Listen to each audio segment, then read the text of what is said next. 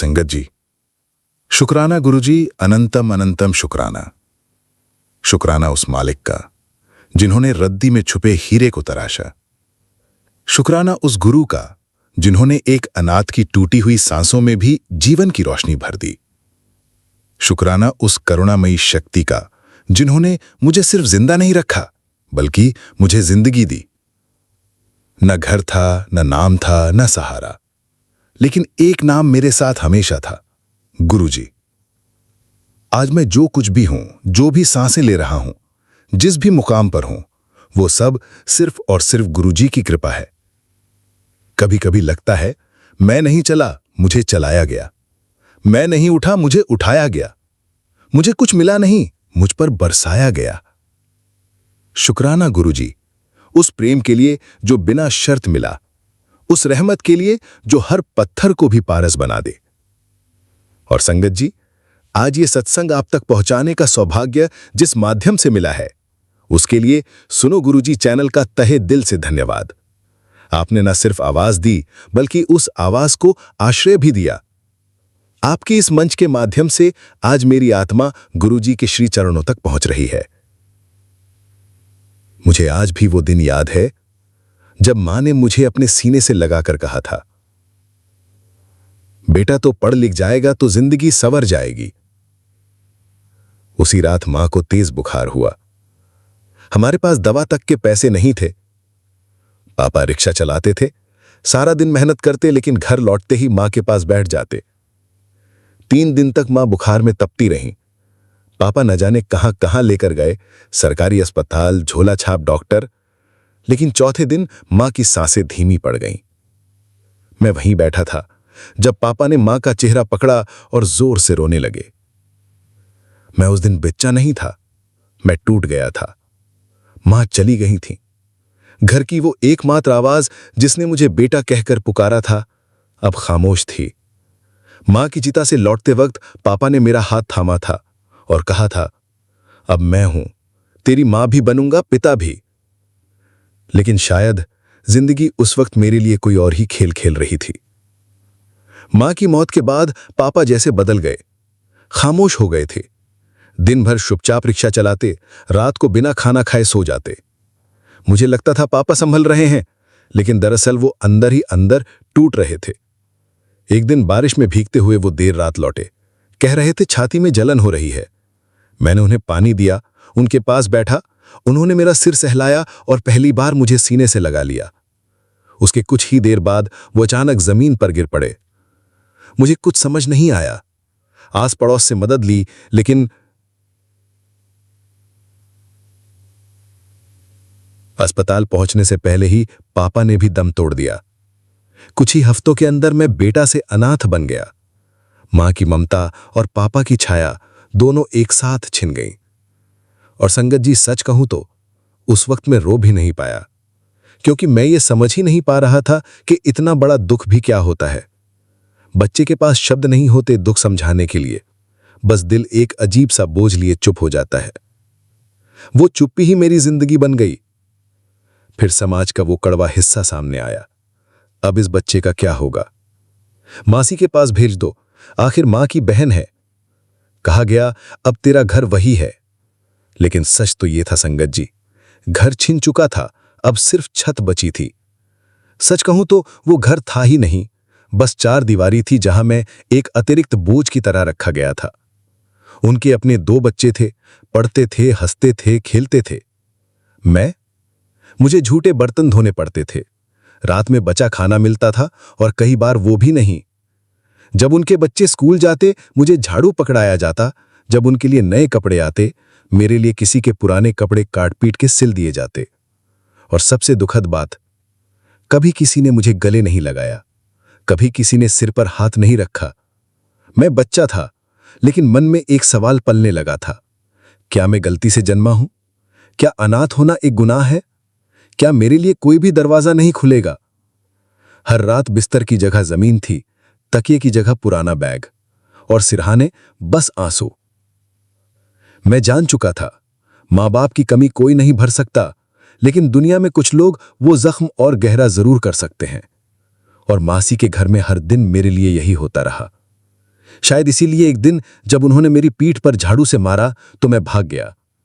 कहां जा रहा हूं नहीं पता था, बस जा रहा था, क्योंकि कहीं और की अनजानी सड़कें उस अपने कहे जाने वाले घर से ज्यादा सुरक्षित लग रही थीं। और संगत जी, यहीं से शुरू हुई मेरी सड़क पर जिंदगी, जहां न नाम था न ठिकाना, बस एक खाली पेट और फटे कपड़ों में छुपा हुआ एक अधूरा बच्चा। मासी के घर से भागने के बाद मैं सीधा कहां गया मुझे खुद याद नहीं। बस इतना पता है कि कई दिन भूखे पेट फुटपाथ पर सोकर बीते, कभी स्टेशन के पास, कभी मंदिर की सीढ़ियों पर, कभी किसी बस स्टैंड की बेंच पर। रात में जब कुत्ते भौंकते मैं डरकर किसी गाड़ी के नीचे छुप जाता। वहीं एक रात जब मैं रेलवे स्टेशन के पास सो रहा था, कुछ बच्चे मिले मेरी ही उम्र के। उन्होंने बोला, हम लोग भी ऐसे ही हैं, चल तेरे को भी काम सिखा देते हैं, रद्दी बीनते हैं, दिन में थोड़ा खाना मिल जाता है। मैंने पूछा, रद्दी? तो उन्होंने दिखाया प्लास्टिक की बोतलें, गत्ते, अखबार, लोहे के टुकड़े, ये सब जमा करके एक भंगार वाले को बेच देते थे, जो एक पुरानी गाड़ी में आता था और सब ले जाता था। पहले पहले मुझे शर्म आती थी, डर भी लगता था। लोग घूरते थे, कुत्ते भौंकते थे, पर फिर मैं भी उन्हीं जैसा बन गया, एक रद्दी बीनने वाला बच्चा। हर सुबह हम अलग अलग मोहल्लों में घूमते, ट्रैफिक सिग्नल्स के पास ये दुकानों के पीछे झांकते, और शाम होते होते 20-30 रुपए जमा हो जाते। कभी समोसा, कभी बची हुई रोटी, बस यही हमारा त्योहार होता था। हम 4-5 बच्चे थे, सबकी कहानी एक दूसरे से मिलती जुलती थी। किसी को पिता ने निकाल दिया था, किसी की माँ उसे स्टेशन पर छोड़ गई थी, और कोई तो ऐसा भी था जिसे याद ही नहीं था कि वो कहां से आया। मैंने भी धीरे धीरे सीख लिया था कैसे नाली के किनारे पड़े गत्तों को पहचानना है, कैसे प्लास्टिक की बोतलों में पानी नहीं हो तो वजन कम होता है, कहां कहां के दुकानदार सुबह सुबह अखबार बाहर फेंकते हैं, और कब भंगार वाला आता है जिससे सब बेचकर 2-4 रुपए मिलते हैं। पहले पहले शर्म आती थी। कोई बच्चा स्कूल यूनिफॉर्म में दिखता तो नजरें झुका लेता, कभी किसी दादी को मंदिर जाते देखता तो मन करता उनके पीछे पीछे चलूं, पर फिर एक आवाज भीतर से कहती, तेरी औकात यही है तो भिखारी नहीं है, पर इज्जत वाला भी नहीं। हर सुबह हम अपने बोरे उठाते, गली गली घूमते, कचरे के डिब्बों में झांकते, दुकानों के पीछे फेंकी गई चीजें टटोलते। कभी बदबू से उल्टी आती तो कभी किसी टूटे शीशे से हाथ कट जाता, पर रुकने का सवाल ही नहीं था। अगर एक दिन भी काम छोड़ा तो शायद खाना भी नहीं मिलेगा। बड़ी दुकानों के पीछे जो गार्ड होते थे वो हमें लाठी से भगाते। कभी गलती से किसी शादी हॉल की पार्किंग में घुस जाते तो लोग ऐसे घूरते जैसे हम कोई बीमारी हों। हम भी सीख गए थे चुप रहना।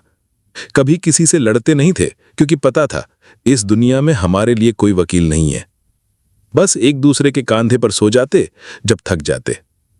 रात को फुटपाथ की कोई जगह घेरते, बैग को सिरहाना बनाते, और सपनों की जगह भूख का हिसाब लेकर सोते। मैंने सपना देखना छोड़ दिया था। अब मुझे किसी माँ बाप की गोद नहीं चाहिए थी, न कोई खिलौना, न कोई स्कूल। बस इतना चाहता था कि अगली सुबह कोई मुझे जगा दे और कहे, चल आज तेरा बोरा पूरा भरेगा, आज पेट भर जाएगा। एक दिन हमने देखा कि एक और लड़का हमसे जुड़ गया। उसकी हालत हमसे भी बुरी थी। नंगे पांव, फटी हुई बनियान, और आंखों में ऐसा डर जैसे कोई बहुत बड़ा जख्म छुपा हो। हमने उससे पूछा, तू कहां से आया? वो बोला, पता नहीं, भूख लगी थी, तुम लोग रोटी खा रहे थे तो यहीं बैठ गया। हमने उससे कुछ नहीं पूछा, बस आधा समोसा उसके हाथ में रख दिया, क्योंकि हम जानते थे अनाथ की भाषा सिर्फ अनाथ समझता है। धीरे धीरे मुझे ऐसा लगने लगा जैसे मैं जिंदगी का हिस्सा बन चुका हूं। अब कूड़ा मेरा स्कूल था, बोरा मेरी किताब, और भंगार वाला मेरी परीक्षा। अगर दिन अच्छा जाए मतलब मैं पास, अगर कुछ हाथ ना लगे फेल। पर संगत जी, कभी कभी जब कोई माँ अपने बच्चे को स्कूल छोड़ने जाती थी, या कोई पापा अपने बेटे को गोद में लेकर आइसक्रीम खिलाता था, तो एक अजीब सी टीस उठती थी। उस वक्त मेरा बोरा और भारी लगने लगता था, और कचरे का ढेर एक शीशा बन जाता जिसमें मैं खुद को एक छोटा टूटा हुआ गुमनाम बच्चा देखता। लेकिन मुझे क्या पता था कि यही कूड़ा एक दिन मुझे उस दरवाजे तक ले जाएगा जिसके पार सिर्फ महलों की बात नहीं की, बल्कि एक ऐसी छांव थी जहां अनाथ भी अपना बन जाता है। फिर एक दिन कुछ ऐसा हुआ जो हर रोज की तरह शुरू हुआ, लेकिन खत्म हुआ वहां जहां किस्मत की पहली सीढ़ी रखी गई थी। उस दिन भी सुबह से कुछ खास नहीं मिला था। गत्ते भीग चुके थे, प्लास्टिक कम थी और पेट में गुड़गुड़ाहट चालू थी। मैं किसी ट्रक का पीछा करते हुए एक लंबी दीवार वाले इलाके में आ गया, जहां गाड़ियों की लाइन लगी थी और लोग बिना चप्पल के भीतर जा रहे थे। थक चुका था तो दीवार के कोने में एक छोटी सी जगह देखी और वहीं बैठ गया। बड़े मंदिर की पार्किंग, जिसके बारे में मुझे तब कुछ भी नहीं पता था। बस इतना पता था, यहां शोर नहीं था, गालियां नहीं थी और सड़कों जैसी बदबू भी नहीं थी। मैंने अपने फटे थैले को पास में रखा, पैर मोड़कर बैठ गया और दीवार से टिक गया। वो गर्मी का मौसम था, पसीने से तरबतर शरीर, सूखे होंठ और आंखों में हल्की चकराहट। मैं सोच रहा था कि थोड़ी देर बैठकर फिर निकल जाऊंगा किसी नई गली की ओर, जहां शायद 2 बोतलें और मिल जाएं या कोई गलती से रद्दी का थैला ही बाहर रख दे। लेकिन कुछ ही देर बाद एक छाया मेरे सामने आई। मैंने आंखें उठाई। एक साधारण सी दिखने वाली आंटी, उनके हाथ में एक स्टील की थाली थी। उन्होंने पूछा, बेटा खाना खाएगा? मैं डर गया, कहीं मजाक तो नहीं कर रही या फिर खिलाकर भगाएंगी। उन्होंने थाली जमीन पर मेरे सामने रख दी, गरम दाल, रोटी और चावल, साथ में एक स्टील का गिलास, ठंडा पानी। मैंने संकोच से पूछा, पैसे देने पड़ेंगे? वो हंस पड़ी, नहीं बेटा, ये गुरुजी का लंगर है, यहां सबको खाना मिलता है, तेरे जैसे को भी और हमारे जैसे को भी। मैंने थाली की तरफ देखा। कई दिनों बाद ऐसा खाना देखा था, ताजा, गरम और किसी ने जूठन से नहीं निकाला था। मैं बिना कुछ कहे खाना खाने लगा। हर कौर के साथ जैसे सीना भरता जा रहा था। ना सिर्फ भूख मिट रही थी, बल्कि वो अपमान भी जो मैंने महीनों से झेला था, धीरे धीरे पिघल रहा था। वो आंटी चुपचाप बैठी रही, फिर बोली, अगर मन हो तो खाना खाने के बाद जरा झाड़ू में मदद कर देना, मालिक का घर है बेटा, सेवा में भाग लग जाएगा। मालिक? मैंने चौंक कर देखा। शायद मंदिर के कोई साहब होंगे, कोई सेठ। खैर, खाना तो मिल गया, अब झाड़ू लगाने से क्या डर। आंटी मुझे अंदर ले गई। साफ संगे मरमर की फर्श, शांत वातावरण, हवा में कोई मीठी खुशबू, जैसे कोई गुलाब की परतें खुल रही हों। कुछ लोग पहले से झाड़ू लगा रहे थे, कोई थाली धो रहा था, कोई बर्तन उठा रहा था। उन्होंने मुझे एक झाड़ू दी और कहा, बस बेटा, ये गलियारा साफ कर दे, संगत के आने से पहले सब स्वच्छ होना चाहिए। मैंने झाड़ू पकड़ी। शायद पहली बार वो सजा के लिए नहीं, सेवा के लिए थी। और संगत जी, जब मैंने झाड़ू चलाना शुरू किया तो ऐसा लगा जैसे मैं कुछ बड़ा कर रहा हूं, जैसे मेरी जिंदगी की धूल भी साफ हो रही है। कई दिन ऐसे ही बीते। मैं रोज दोपहर को आता, खाना खाता, झाड़ू लगाता, पानी भरता, चप्पलें सजाता। कोई नाम नहीं पूछता, कोई टोकता नहीं, बल्कि लोग मुस्कुरा के कहते, शाबाश बेटा, सेवा कर, मालिक देख रहे हैं। मालिक? वही शब्द बार बार सुनाई देता था और हर बार मुझे लगता, कौन है ये मालिक? एक दिन एक कोने वाले कमरे में फर्श पहुंचते समय मैंने देखा, दीवार पर एक फोटो टंगी थी। एक गंभीर चेहरा, सफेद कुर्ता। उसमें कोई सजावट नहीं थी, पर आंखें ऐसी थीं जो दिल के आर पार देख रही थीं। मैं उस फोटो के सामने थम गया। ना कोई पूजा जानता था, ना कोई मंत्र, बस एक भाव मन में आया और अपने आप सर झुक गया। अगर आप ही इस जगह के मालिक हैं तो क्या मैं यहीं रह सकता हूं? झाड़ू लगाऊंगा, पानी भरूंगा, पर बदले में बस थोड़ा चैन चाहिए। उस रात मंदिर बंद होने के बाद मैं मंदिर में ही चुपके से एक कोने में सो गया। और उस रात पहली बार मैंने बिना डर की नींद ली। ना कोई जूते चुराने आया, ना कोई भगा रहा था, ना कोई बुरा सपना आया। बस एक ही एहसास था, जैसे कोई मुझे ओढ़ कर सो गया हो। यही था मेरा पहला बुलावा सेवा में। ना घंटी बजी, ना बुलावा पत्र आया, बस किसी ने बिना कहे मेरी जिंदगी की दिशा मोड़ दी।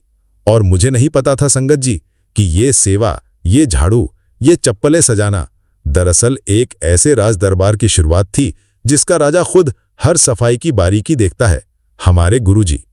बड़े मंदिर में सेवा करते हुए मुझे 2-3 महीने हो गए थे।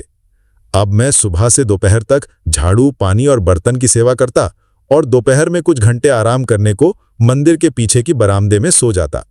सेवा करते करते एक अजीब सी लत लग गई थी। न तनख्वाह थी, न कोई लालच, लेकिन मन को जो शांति मिलती थी वो कहीं और नहीं मिलती थी। पर एक बात थी जो मैं किसी से कह नहीं पाया। हर हफ्ते में 2-3 बार जब मैं फर्श पहुंच रहा होता या चप्पलें सजाता तो मुझे एक शख्स आते जाते दिखते। सफेद कुर्ता, चेहरा तेजस्वी लेकिन शांत, जैसे सूरज हो लेकिन बिना तपिश के। कभी वो दरबार के सामने खड़े होकर बस निहारते, कभी पीछे से निकलते और कभी-कभी मुझ पर एक नजर डालकर मुस्कुरा देते। संगत जी, वो मुस्कान वो किसी आम इंसान की मुस्कान नहीं थी। वो जैसे सीधा सीने को चीरकर दिल तक उतर जाती थी। मैं सोचता था, कौन है ये? इतने लोग इन्हें देख के झुकते क्यों हैं? पर पूछने की हिम्मत नहीं होती थी। फिर एक दिन मैंने हिम्मत जुटाई। मैं सेवा के बाद एक कोने में बैठा था। एक बुजुर्ग अंकल पास आए। मैं उनके पैर दबाने लगा। मैंने धीरे से पूछा, अंकल जी, एक बात पूछूं? वो जो सफेद कुर्ता वाले साहब हैं जो कभी कभी मंदिर में आते हैं, वो कौन हैं? उन्होंने मेरी तरफ देखा, फिर मुस्कुराए और बोले, ओ पगले, वो ही तो हैं हमारे गुरुजी। यही मालिक हैं इस पूरे ब्रह्मांड के। तेरा सब कुछ उन्हीं की कृपा से ही तो चल रहा है। मैं सन्न रह गया। पूरी दुनिया का मालिक? मुझे जैसे एक झटका सा लगा। क्या मैं ठीक से व्यवहार कर रहा हूं? कहीं गुरुजी नाराज तो नहीं होंगे? क्योंकि मेरी सोच उस दुनिया से आई थी जहां वर्दी वाला आदमी दिखे तो डर लगने लगता था, जहां जो बड़ा होता था वो हमेशा दबाता था, जहां ताकतवर लोगों की नजरों में आना मतलब या मार या अपमान। मुझे याद आया कैसे पुलिस वाले हमें रात में सोते हुए डंडे से मारकर भगा देते थे। तो अब डर लगने लगा, अगर ये सब कुछ जानते हैं तो मेरी हर गलती भी जानते होंगे। अगर सेवा ठीक से ना की तो मुझे निकाल देंगे। लेकिन संगत जी, कुछ दिनों बाद ही मैंने एक और बात नोटिस की। वो मुस्कान जो पहले बस प्यारी लगती थी, अब माफ करने वाली लगने लगी। जब भी गुरुजी दिखते, वो बस एक नजर डालते, जैसे सब जान गए हों, और फिर मुस्कुरा देते। ना कुछ कहा, ना टोका, ना डांटा, बस एक मौन में जैसे बोले हों, तू चिंता ना कर, मैं हूं ना। फिर धीरे धीरे मुझे उनकी तस्वीर से डर नहीं, लगाव होने लगा। अब जब सेवा करता तो लगता गुरुजी देख रहे हैं और खुश होंगे अगर मैं मन से करूं। जब थक जाता तो सोचता गुरुजी को अच्छा लगेगा अगर आज झाड़ू अच्छे से लगाऊं।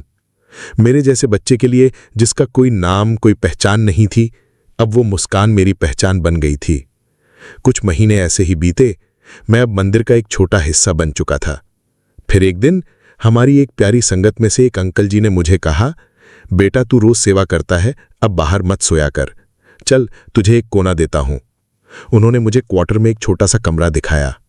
न बिस्तर, न अलमारी, बस एक पुराना सा मंजा और एक फराटा टेबल फैन। पर संगत जी, मेरे लिए वही 5 स्टार होटल था, और वो फराटा जैसे एसी से ठंडी हवा। मैं आंखें भर के बैठा रहा। इतनी सुविधाएं बिना मांगे, बिना झगड़े, ये सब कोई इंसान नहीं दे सकता था। ये तो कोई मालिक ही दे सकता है, कोई गुरुजी ही दे सकते हैं। लेकिन फिर आया वो दिन जो आज भी याद करके दिल कांप उठता है। 31 मई 2007। मैंने किसी से पूछा नहीं, पर महसूस कर लिया कि मालिक अब सामने नहीं आएंगे। गुरुजी ने समाधि ले ली थी। मंदिर वही था, लोग वही थे, सेवा वही थी, लेकिन कुछ बदल गया था। शुरू में जैसे मेरी आत्मा को कुछ खो गया था, पर फिर जैसे गुरुजी ने अंदर से कहा हो, मैं गया नहीं हूं, बस दिखना बंद कर दिया है। अब तुझे मेरा एहसास तेरे कर्मों में मिलेगा। सच बताऊं तो संगत जी, मुझे यह भी डर था कि गुरुजी के जाने के बाद फिर से मेरी हालत वैसी ही हो जाएगी जैसी पहले थी कबाड़ में, पर गुरुजी ने ऐसा होने नहीं दिया। समाधि के बाद कुछ हफ्तों तक माहौल भारी था। बड़े मंदिर का वो चहकता हुआ स्वर धीमा हो गया था। वो गलियारे जहां कभी गुरुजी के कदमों की आहट मिलती थी, अब वहां सिर्फ उनकी यादों की गूंज रह गई थी। पर स्ट्रेंजली मेरे अंदर जो बदलाव था वो रुक नहीं रहा था, बल्कि और तेज हो रहा था। अब हर सेवा एक नया रंग ले चुकी थी। पहले जब झाड़ू लगाता था तो सिर्फ सफाई होती थी, अब लगता था जैसे अपनी किस्मत को चमका रहा हूं। जब बर्तन धोता तो लगता शायद किसी प्याले में गुरुजी ने खुद कभी जल पिया हो। जब चप्पलें लगाता तो सोचता कहीं इनमें से कोई जोड़ी गुरुजी के चरणों की छाया रही हो। मैंने अब सेवा को काम नहीं समझा, इबादत मान लिया। एक दिन बहुत प्यारे संगत अंकल ने मुझे पास बुलाया। बोले, बेटा पढ़ना आता है? मैंने शर्म से सिर झुका लिया। नहीं अंकल जी, स्कूल कभी गया नहीं। वो मुस्कुराए, बोले, चल फिर आज से गुरुजी के लिए पढ़ाई भी सेवा होगी। वो हर रात सेवा के बाद मुझे 1 घंटा हिंदी पढ़ाते। धीरे धीरे मैं अक्षर पहचानने लगा, फिर शब्द, फिर वाक्य, और फिर उन्होंने मुझे अंग्रेजी भी सिखाना शुरू किया। शब्द जैसे पीस, ब्लेसिंग्स, फॉरगिवनेस, ग्रैटिट्यूड। शायद यही वो शब्द थे जो गुरुजी ने मेरी आत्मा में बो दिए थे, अब जुबान से बाहर आ रहे थे। अब मेरा चेहरा बदलने लगा था। कभी जो आंखें झुकी रहती थीं, अब उनमें चमक थी। कभी जो शरीर ठहरा रहता था, अब सेवा में झुकता नहीं थकता था। मुझे अब खुद पर भी भरोसा होने लगा था। कई संगत वाले अब मुझे नाम से पुकारते। भोलू, आज चप्पलें तू ही लगाएगा? भोलू, वो बड़े ड्रम में पानी भर दिया? भोलू, लंगर हॉल में मदद करवा दे? मैं मुस्कुरा के हाँ अंकल जी कहता, क्योंकि अब मुझे डर नहीं था कि मुझे भगाया जाएगा। अब मैं इस दरबार का हिस्सा था। एक दिन एक बाबा जी ने सेवा के बाद मुझे बैठाया, पूछा, बोल बेटा, तुझे गुरुजी का क्या लगता है? मैं चुप रहा। उन्होंने कहा, गुरुजी ने तुझसे कुछ मांगा कभी? मैंने कहा, नहीं। फिर वो बोले, फिर भी तुझे इतना दिया, रहने की जगह, खाने को खाना, मन की शांति और इज्जत। अब तू बता, क्या तू उनका नहीं बन गया? मैंने उनकी ओर देखा, आंखों में पानी आ गया, क्योंकि उस दिन पहली बार किसी ने मुझे किसी का कहा था। अब मेरी जिंदगी में डर की जगह शुक्राना आ गया था। जो भी मिलता मैं मन में कहता, शुक्राना गुरुजी, इस बोरी से मुझे दरबार तक लाने के लिए, शुक्राना उस चप्पल के जोड़े के लिए, शुक्राना उस थाली के लिए जिसमें आपने खुद मुझे खिलाया। धीरे धीरे बहुत से संगतों से जुड़ाव हो गया। कोई दवाई देता, कोई कपड़े, कोई चुपचाप 100 रुपए पकड़ा देता, कहते, गुरुजी का नाम लेके रख ले बेटा। मैं कुछ नहीं मांगता था, लेकिन सब अपने आप आता था। वो जो बरसाता है उसका हिसाब कौन रखे? एक बार बहुत भीड़ थी। मैं जूते सजा रहा था, तभी किसी ने जोर से पुकारा, भोलू, जरा ये पोटली संभाल लेना। मैंने पोटली लेकर एक कोने में रख दी। काफी देर बाद जब वो व्यक्ति लौटे, उन्होंने मेरे पीठ थपथपाई और बोले, तू भरोसे के लायक है, तू बड़ा काम करेगा एक दिन। गुरुजी ने तुझे किसी मकसद से चुना है। मैंने उस दिन पहली बार अपने भविष्य को बिना डर के सोचा। अब जब कभी मैं पीछे मुड़कर देखता तो विश्वास ही नहीं होता कि जो बच्चा कूड़े से बोतलें चुनता था, वो अब खुद को सेवा से जोड़ चुका है। सेवा करते करते मुझे बड़े मंदिर में 2 साल से ज्यादा हो गए थे। अब मेरी दिनचर्या गुरुजी की रचाई हुई लय बन गई थी। सुबह झाड़ू, दोपहर को लंगर में मदद, शाम को पानी भरना और रात को वही फर्राटे वाला कोना, मेरा छोटा सा स्वर्ग। मैं बहुत खुश था, क्योंकि मुझे ज्यादा कुछ चाहिए भी नहीं था। लेकिन गुरुजी को सिर्फ ठहराव पसंद नहीं था। वो अपने बच्चों को ठहरने नहीं देते, वो उड़ाते हैं, बिना पंखों के उड़ाते हैं। एक दिन शाम को मैं मंदिर की सीढ़ियों के पास सफाई कर रहा था। तभी एक अंकल आए। संगत में अक्सर दिखते थे, गंभीर स्वभाव के, हमेशा शांत। बोले, भोलू, जरा बात करनी है, खाली है तू? मैं घबरा गया, कुछ गलत तो नहीं किया? उन्होंने कहा, कल सुबह मेरे साथ चल, एक जगह है जहां मदद चाहिए, पर याद रख, ये काम गुरुजी ने तुझे दिलवाया है, तू सिर्फ सेवा समझ के करना। मैंने हाँ कहा, क्योंकि जहां बात गुरुजी की हो वहां सवाल उठाना बेअदबी लगती है। अगले दिन वो मुझे एक बड़ी सी गाड़ी में लेकर एक फैक्ट्री में ले गए। लोहे के दरवाजे, मशीनों की आवाजें, काम में लगे हुए मजदूर, सब कुछ नया था। उन्होंने फैक्ट्री के मैनेजर से कहा, ये लड़का अब यहां रहेगा, भरोसेमंद है। मुझे कोई इंटरव्यू नहीं देना पड़ा, कोई आईडी नहीं मांगी गई, कोई रेज्यूमे नहीं, बस गुरुजी का नाम और मेरी सेवा का इतिहास। शुरुआत में मुझे सबसे नीचे का काम मिला, फर्श साफ करना, टॉयलेट धोना, मजदूरों के लिए पानी की बोतलें भरना। लेकिन मैंने कभी शिकायत नहीं की, क्योंकि मंदिर ने सिखा दिया था, सेवा कोई छोटी नहीं होती। दिन बीते, हफ्ते बीते, मैं समय पर आता, मन से काम करता और किसी की आंखों में आंख डालकर बात नहीं करता। लेकिन मालिक की नजरें सब देख रही थी। एक दिन फैक्ट्री के मालिक, वही अंकल जो मुझे लाए थे, उन्होंने मुझे ऑफिस में बुलाया। बोले, भोलू, तुझे मशीनें समझ में आती है? मैंने डरते हुए कहा, सीख सकता हूं अगर आप सिखाएं तो। उन्होंने एक इंजीनियर के नीचे मुझे रखवा दिया। शुरू शुरू में मुझे सिर्फ मशीनों के आसपास सामान उठाने, साफ सफाई करने और नंबर नोट करने का काम दिया गया। पर मैं रोज कुछ न कुछ सीखता। कभी पैनल कैसे ऑन होता है, कभी लोहे की क्वालिटी कैसे जांची जाती है, कभी इंस्पेक्शन फॉर्म कैसे भरा जाता है। धीरे धीरे उन्होंने मुझे क्यूसी यानी क्वालिटी चेक, पैकिंग, डिस्पैच और इन्वेंट्री जैसी सारी डिपार्टमेंट्स में घुमाया। हर जगह बस एक बात कहते, जो कुछ सीखेगा वो सेवा समझकर सीखना। ये सिलसिला 4-5 साल तक चला।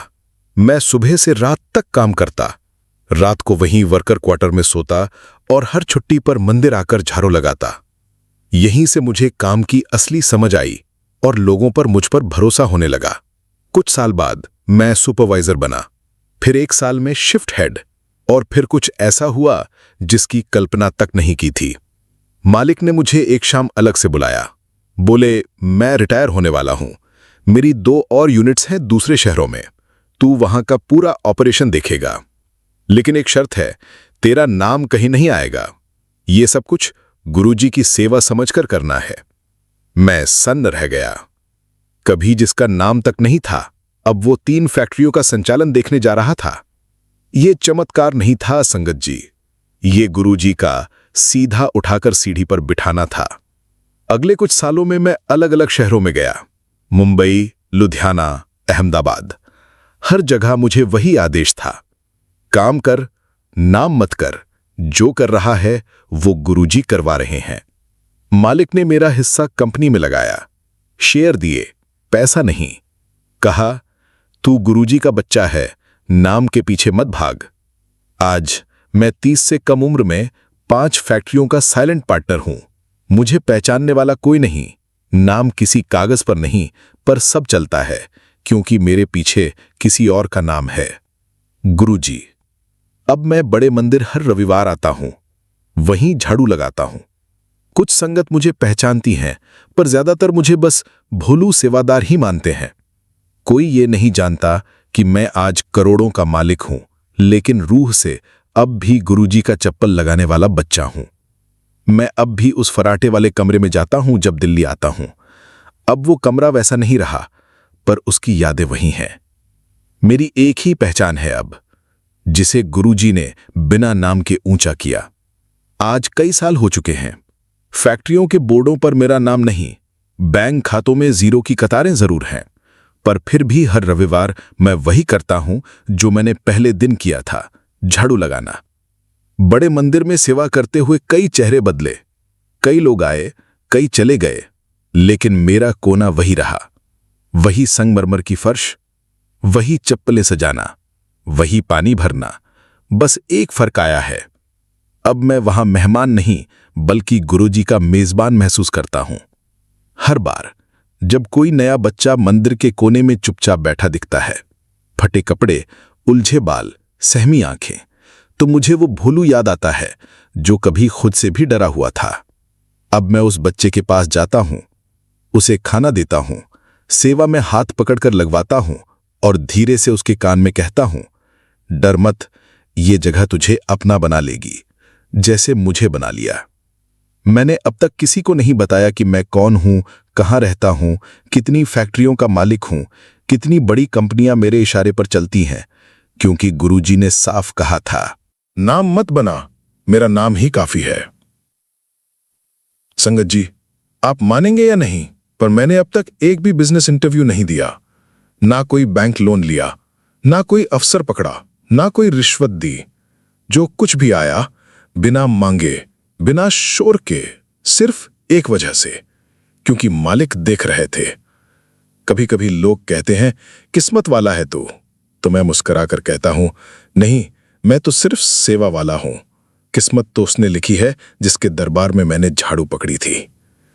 एक बार एक बहुत बड़े उद्योगपति ने मुझसे कहा, तुम जैसा आदमी अगर सामने आता तो दुनिया में हलचल मचा देता। इतनी कम उम्र में इतनी दौलत, इतना बिजनेस, पर तुम तो कहीं दिखते ही नहीं हो। मैंने सिर्फ मुस्कुराकर जवाब दिया, मैं कभी खुद के लिए नहीं जिया, मैं तो उसी के इशारे पर चला जिसका हुक्म ही मेरा अभियान है। गुरुजी ने जब कुछ मांगा नहीं तो मैं कुछ जताता क्यों फिरूं? मुझे सब कुछ मिला संगत जी, पर एक चीज जो सबसे कीमती है वो है चैन, वो सुकून जो सिर्फ गुरुजी के चरणों में मिलता है। अब मेरे पास महंगे बिस्तर हैं, पर नींद सिर्फ बड़े मंदिर की फर्श पर आती है। अब मेरे पास एसी वाले ऑफिस हैं, पर ठंडक सिर्फ फराटे वाले कमरे में महसूस होती है। कुछ समय पहले एक प्यारे संगत जी ने मुझसे पूछा, भाई जी जब आपके पास सब कुछ है तो अभी भी क्यों सेवा करते हो? मैंने हंसते हुए जवाब दिया, क्योंकि सब कुछ मुझे सेवा के बदले ही मिला है।